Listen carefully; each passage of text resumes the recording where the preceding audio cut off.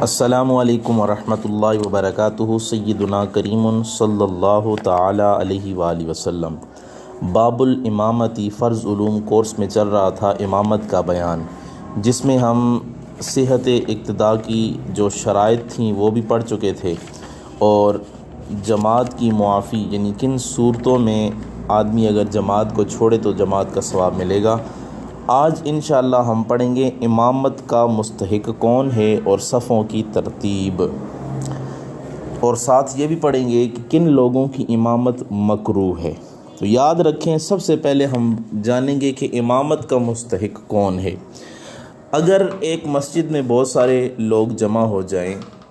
اگر حاضرین میں صاحب خانہ اور مقرر امام نہ ہو، یعنی جو حاضر ہیں ان میں کوئی مقرر امام نہ ہو اور نہ ہی حکمران ہو، تو امامت کا زیادہ حقدار سب سے بڑا عالم ہے۔ سب سے پہلا حق سلطان وقت کا ہے، یعنی جو حاکم ہے پاکستان کا، جو اس وقت حکمران ہے، سب سے پہلے اس کا حق ہے کہ وہ امامت کرائے۔ اگر وہ امامت کا اہل ہی نہیں ہے، کہ اسے صورتیں ہی نہیں آتیں یا اسے نماز کے فرائض و واجبات کا ہی پتہ نہیں ہے، تو پھر جو امامت کا سب سے زیادہ حقدار ہے وہ بہت بڑا عالم ہے، یعنی وہاں پہ موجود۔ پھر اس سلطان کے بعد اس کے بعد قاضی، یعنی جو قاضی وقت ہے، عدالت کا سب سے بڑا جج ہے، اگر وہ شرعی طور پر ٹھیک ہے، فاسق و فاجر نہیں ہے، اور اسے امامت یعنی نماز اور جماعت کی ساری چیزوں کا علم موجود ہے، تو پھر وہ کرائے گا۔ اگر یہ دونوں نہیں وہاں پہ موجود، یا دونوں اس اہل ہی نہیں ہیں، تو پھر امامت کا حق وہ رکھتا ہے جو سب سے بڑا عالم ہے، جو نماز کے مسائل اور قرات میں سنت طریقہ جانتا ہے اور ظاہری بے حیائیوں سے بچتا ہے۔ پھر اس کے بعد سب سے بڑا مستحق جو ہے وہ سب سے بڑا قاری ہے، یعنی جو قرات کے احکام زیادہ جانتا ہے، محض حافظ قرآن نہ ہو بلکہ قرآن کے احکام کو جانتا ہو۔ پھر زیادہ پرہیزگار، یعنی ورع والا ہو، تقوی سے زیادہ درجہ رکھتا ہو، کیونکہ ایک چیز ہوتی ہے تقوی، ایک ہوتا ہے ورع۔ کیونکہ تقوی جو ہے وہ حرام سے بچنے کا نام ہے، حرام چیزوں سے بچنے کا نام تقوی ہے، جبکہ ورع جو ہے یہ شبہات سے بچنے کو بھی کہتے ہیں، یعنی یہ چیز حرام ہے یا حلال ہے، اس میں آپ کو شبہ پڑ گیا ہے، تو اب اس سے بچنے کا نام جو ہے یہ ورع ہے، تو ایسا ورع والا پرہیزگار شخص ہونا چاہیے۔ پھر جس کی عمر زیادہ ہو، یعنی عمر زیادہ ہوگی، حضرت امام مالک بن حویرث اور ان کے چچا زاد بھائی رضی اللہ تعالی عنہ سفر پر جانے لگے، تو نبی اکرم صلی اللہ تعالی علیہ وآلہ وسلم نے فرمایا تم میں سے بڑے کو امامت کرانا چاہیے۔ تو اس حدیث پاک سے یہ پتہ چلتا ہے کہ جو عمر میں بڑا ہو وہ امامت کروائے۔ پھر جس کا اخلاق سب سے اچھا ہو، یعنی لوگوں سے اچھا برتاؤ کرنے والا ہو، تو وہ امامت کرائے۔ اس کے بعد وہ جس کی صورت اچھی ہو، حسن صورت یہ اچھی سیرت پر دلالت کرتی ہے، اور یہاں محض ظاہری حسن کو ترجیح نہیں دی گئی، بلکہ وہ شخص مراد ہے جو حسن اخلاق کا بھی مالک ہو، یعنی سیرت اس کی اچھی ہو اور صورت بھی اچھی ہو۔ تو جس کی سیرت اچھی ہے یقیناً اس کی صورت بھی اچھی ہے۔ پھر وہ جس کا نسب زیادہ معزز ہو، کیونکہ لوگ اچھے نسب والے کی تعظیم اور احترام کرتے ہیں، اس طرح یہ بات کثرت جماعت کا سبب ہوگی کہ لوگ اس کا زیادہ احترام کرتے ہیں، کثرت کے ساتھ جو ہے وہ لوگ مسجد میں جمع ہوں گے اور جماعت ہوگی۔ اس کے بعد وہ جس کی آواز اچھی ہو، کیونکہ اچھی آواز کو لوگ زیادہ پسند کرتے ہیں، تو ایسے سرور والی آواز کے پیچھے لوگ کثرت سے جمع ہو جائیں گے۔ اور پھر وہ جس کے کپڑے زیادہ صاف ستھرے ہوں، عمدہ اور صاف ستھرے لباس والے امام کی زیادہ قدر و منزلت ہوتی ہے، اور لوگوں کے دلوں میں اس کے لیے جو ہے وہ بڑا احترام ہوتا ہے، تو ایسا امام ہونا چاہیے۔ اور جو بھی امام ہے جہاں بھی ہے، اسے چاہیے کہ اپنا ظاہری طور پر اپنا ظاہر اور باطن جو ہے صحیح خوب و پاک صاف رکھے، اپنے کپڑے صحیح طرح خوب پاک صاف رکھے، تاکہ کوئی دیکھے تو اسے جو ہے وہ خوشی محسوس ہو۔ اس کے بعد اگر تمام برابر ہوں تو پھر قرعہ اندازی کی جائے، یعنی لاٹری نکالی جائے، قرعہ اندازی کی جائے، جس کا نام آتا ہے اس کو جو ہے وہ آگے کر دیا جائے، یا قوم کو اختیار دیا جائے، قوم سے پوچھیں ہاں بھائی کس کو امام بنانا ہے، تو جس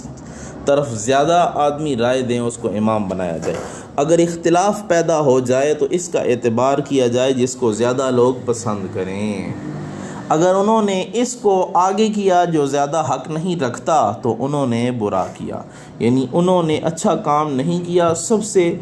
بہتر کو آگے کرنا چاہیے تھا لیکن انہوں نے اپنی پسند کو آگے کر دیا، سب سے بہتر کو آگے نہیں کیا۔ زیادہ لوگ جو ہے وہ اس کو ناپسند کرتے ہیں تو انہیں جو ہے وہ گناہ پہنچے گا۔ اس کے بعد اب یہ جانتے ہیں کہ جن لوگوں کی امامت جو ہے وہ مکروہ ہے، سب سے پہلے ہے غلام، یعنی چونکہ غلام عام طور پر اپنے آقا کی خدمت میں مصروف رہنے کی وجہ سے علم حاصل نہیں کر سکتا، اس لیے ان میں جہالت زیادہ ہوتی ہے، لیکن اگر کوئی غلام عالم اور متقی ہو تو اس کی امامت مکروہ نہ ہوگی۔ اور یاد رکھیں اب غلامی والا دور جو ہے وہ ختم ہو چکا ہے اور غلام والا سسٹم جو ہے وہ اب بالکل ناپید ہو چکا ہے۔ اس کے بعد ہے اندھے، چونکہ نابینا آدمی اپنے کپڑے کی حفاظت نہیں کر سکتا اور ممکن ہے کہ وہ قبلے کی صحیح سمت جو ہے وہ معلوم نہ کر سکے، اس لیے اس کی امامت مکروہ ہے، لیکن اس سے افضل امام نہ ہو تو پھر یہ کراہت نہیں ہوگی، پھر اس کو امام بنانا یہ افضل ہوگا۔ دیہاتی، تیسری چیز ہے دیہاتی۔ دیہاتی کا مطلب یہ ہے کہ دیہات کا رہنے والا نہیں بلکہ اس کا مطلب ہے جاہل شخص ہے، چاہے وہ شہری ہی کیوں نہ ہو، جسے جو ہے وہ علم نہیں ہے، جاہل ہے، تو وہ دیہاتی کہلائے گا، وہ جاہل کہلائے گا اور اس کے پیچھے اس کی جو ہے وہ امامت کرانا مکروہ ہے۔ اس کے بعد ہے ولد زنا، یعنی جو زنا سے پیدا ہوا اس کی بھی امامت جو ہے وہ جائز نہیں ہے، یعنی جو اپنے باپ کا نہیں۔ لیکن یاد رکھیں اگر یہ شخص عالم ہو، متقی ہو تو اس کی امامت جو ہے وہ پھر جائز ہوگی۔ اس کے بعد پانچواں یہ ہے کہ فاسق یعنی بد اعمال شخص چاہے عالم ہے، اس کی امامت مکروہ ہے کیونکہ وہ دین کا خیال نہیں رکھتا، لہٰذا اس کی توہین واجب ہے جبکہ امام کی تعظیم کی جاتی ہے، تو فاسق کی توہین کی جائے گی اور اس کی اگر امامت میں نماز پڑھی جائے گی تو یہ اس کی تعظیم ہے، تو یہ دین کو گرانے کے مترادف ہے، تو اس وجہ سے اس کی اقتداء نہیں کی جائے گی، اس کو امام نہیں بنایا جائے گا۔ اس کے بعد بدعتی کی امامت مکروہ ہے۔ بدعتی،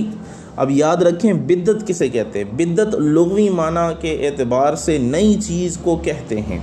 اور شریعت میں جس بدعت سے روکا گیا ہے وہ اس کی مذمت کی گئی ہے، وہ عمل ہے کہ جو سنت کے خلاف اور ترک سنت کا موجب بنتا ہے، یعنی ایسا عمل جو سنت کے بالکل خلاف ہے اور سنت کو ترک کیا جا رہا ہے تو ایسا عمل جو ہے وہ بدعت ہے۔ اگر ایسا نیا کام ہو کہ جس کی اصل دین میں پائی جاتی ہو اور وہ دین کے استحکام کا باعث بنتا ہو، دین کو مضبوط کرنے کا باعث بنتا ہو تو وہ بدعت حسنہ کہلائے گا، یعنی وہ کام بدعت حسنہ یعنی اچھی بدعت کہلائے گی۔ مثلا میلاد شریف کی مجلس وغیرہ، کیونکہ اس میں قرآن پڑھا جاتا ہے، لوگوں کو حدیث سنائی جاتی ہے، نئے مسائل سنائے جاتے ہیں، تو یہ بدعت حسنہ ہے۔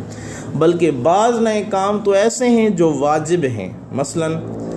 مثال کے طور پر قرآن پاک کو سمجھنے کے لیے صرف و نحو کی تعلیم حاصل کرنا، یہ بدعت ہے، لیکن بدعت حسنہ، اور یہاں تک کہ بعض لوگوں نے اس کو واجب بھی کہا ہے، حالانکہ حضور علیہ السلام کے زمانے میں صرف اور نحو جیسی کتب پڑھی نہیں جاتی تھیں، لہٰذا ہر نئے کام کو بدعت مذمومہ قرار دینا یہ غلط طریقہ ہے۔ اس وجہ سے ہر نئی چیز کو بدعت ضلالہ کہنا یا بدعت سیئہ کہنا جو ہے یہ درست نہیں ہے۔ اس کے بعد ہے نماز کو لمبا کرنا۔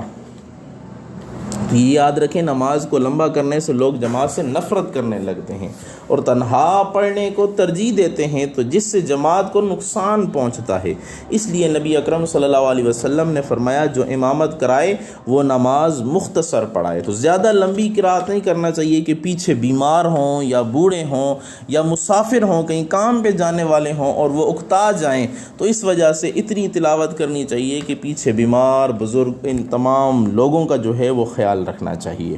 اور ننگوں نیز عورتوں کی جماعت بھی مکروہ ہے، ننگوں کی اور عورتوں کی جماعت بھی مکروہ ہے۔ اس کے بعد اگر عورتیں ایسا کریں، یعنی اگر عورتیں جماعت کرائیں تو ان کی امام جو ہے وہ درمیان میں کھڑی ہو، جیسے ننگوں کی جماعت میں ہوتا ہے، یعنی کسی کے پاس کپڑے نہیں ہیں، اب تو یہ صورت نہیں پیش آتی، پہلے زمانے میں جو ہے وہ لوگوں کے پاس کپڑے نہیں ہوتے تھے، تو یہ ایک مسئلہ فرضی مسئلہ بیان کیا گیا ہے کہ اگر کبھی ایسا پیش آ جائے تو اگر عورتیں جماعت کرائیں تو ان کی جو امام بنے گی وہ صف کے اندر ہی کھڑی ہوگی۔ ایک آدمی ہو تو امام کی دائیں جانب اور زیادہ لوگ ہوں تو امام کے پیچھے کھڑے ہوں گے۔ ایک آدمی ہو تو امام کی دائیں جانب، کیونکہ ایک آدمی ہوگا تو اس کو دائیں جانب کھڑا کیا جائے گا، اور امام کی ایڑی جو ہے وہ اس مقتدی کی ایڑی سے آگے ہوگی، یہ بھی یاد رکھنا چاہیے۔ اور زیادہ لوگ ہوں تو پیچھے کھڑے ہوں گے۔ پہلے مرد صفیں باندھیں گے، امام کے پیچھے مرد کھڑے ہوں گے، پھر بچے، اس کے بعد ہجڑے، اور پھر جو ہیں وہ عورتیں کھڑی ہوں گی۔ تو یہ مسئلہ بھی یاد رکھیں۔ صفوں کی یہ جو ترتیب بیان کی گئی ہے یہ احادیث مبارکہ سے ثابت ہے، اس وجہ سے اسی طرح صفوں کو ترتیب دیا جائے۔ اس کے بعد جو ہے 2 فصل رہ گئی ہیں، وہ انشاءاللہ کل بیان کی جائیں گی اسی میں، امامت والے میں۔ ایک یہ ہوگا کہ امام اگر فارغ ہو جائے اور جو مقتدی ہے اس کی کچھ نماز رہتی ہو تو اس کے لیے کیا حکم ہے، اور فرض نماز کے بعد اذکار یعنی ذکر وغیرہ، یہ چیزیں انشاءاللہ دونوں چیزیں کل بیان کی جائیں گی۔ السلام علیکم ورحمۃ اللہ وبرکاتہ۔